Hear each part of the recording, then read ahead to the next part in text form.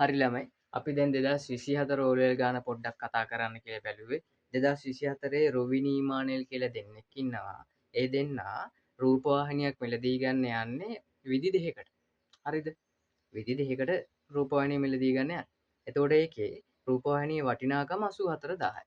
රොවිනි ගන්නේ රොවිනි මූල්‍ය ආයතනයකින් ඔය 84000 අරගෙන ඒකට පොලිය විදියට 84,000ට පොලිය විදියට 10,920ක් ගෙවනවා. එතකොට ඒකේ percentage එක බැලුවොත් 100%න් වැඩි කරන්න එපා. 100%න් වැඩි කරා. 0.2ට 0.2 කැපුවා. මේ බිඳුවට මේ බිඳුව කැපුවා. 1092 84න් බෙදනවා කියලා කියන්නේ 13ක් තියෙන. එහෙනම් 100ට 13යි පොලි. මේ percentage එක. ඔය රුවිනිගේ percentage එක. හරිද? දැන් ඉන්නවා මානෙල්. මානෙල් කියන්නේ කුලී කිනීමේ පදනම මත සමාන මාසික වාරික 12කින් පොලිය සමග මුදල් ගෙවීමට රූපවාහිනිය මිලට ගනී. මෙහි පොලිය ගණනය කරනු ලබන්නේ හීනවන ශේෂ ක්‍රමයට නම්. ඔන්න හීනවන ශේෂ ක්‍රමය ආපහු දාලා තියෙනවා. එක අවුරුද්දක ආවා. දැන් තව ආයි අවුරුද්දක ඇවිල්ලා තියෙනවා 2024. ක්‍රමයට අවුරුද්දකදී වාරික ගෙවා අවසන් වන විට මුළු පොලිය ලෙස රුවිනි ගෙවන පොලියම වන රුපියල් 10,920ම ගෙවනවා. එහෙනම් මම ඔකට සූත්‍රයක් දුන්නනේ. මොකද්ද සූත්‍රය? මුළු පොලිය සමානයි මාසික ඒකක ගණන වැඩි කිරීම මාසක වාරිකය වැඩි කිරීම මාසික පොලී අනුපාතය. හරිද?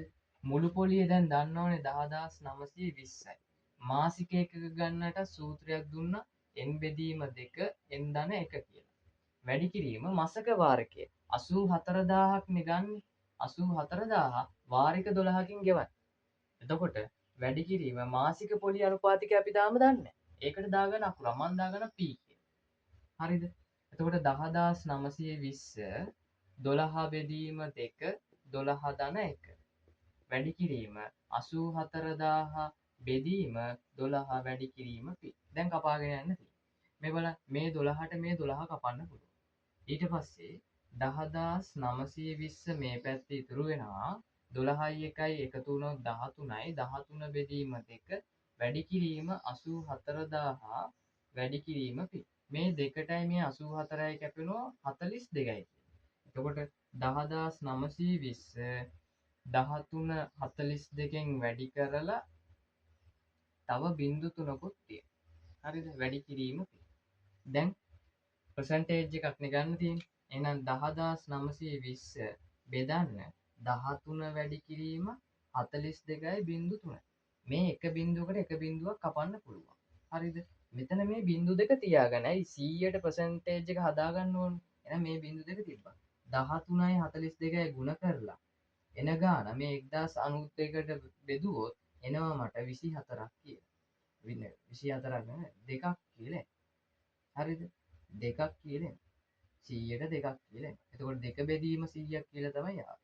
එතකොට හදලා බලන්න දෙක බෙදීම 100ක් කියන්නේ. ඒ කියන්නේ 100ට දෙකක් තමයි එන්නේ මාසික පොලි අනුපාතය. හරිද? වාර්ෂික පොලි අනුපාතය එහෙනම් 100ට දෙක වැඩි කරන්න ඕනේ වර්ෂයට මාස 12යිනේ. එතකොට දෙක වැඩි කරොත් 24යි. එහෙනම් percentage එක කීයේ 124යි. එතකොට මට කියන්න 113ද ලොකු 124ද? 124නේ ලොකු. එහෙනම් මේකේ හරි මේකේ කියලා තියෙනවා වාර්ෂික පොලි අනුපාතිකයේ මූල්‍ය ආයතනය අය කරනු ලබන වාර්ෂික පොලි අනුපාතිකයට වඩා වැඩි බව පෙන්වනවා. ඔන්න වඩා වැඩි බව පෙන්වනවා. එහෙම ලොකු දෙයක් නෑ මේකේ. හරි.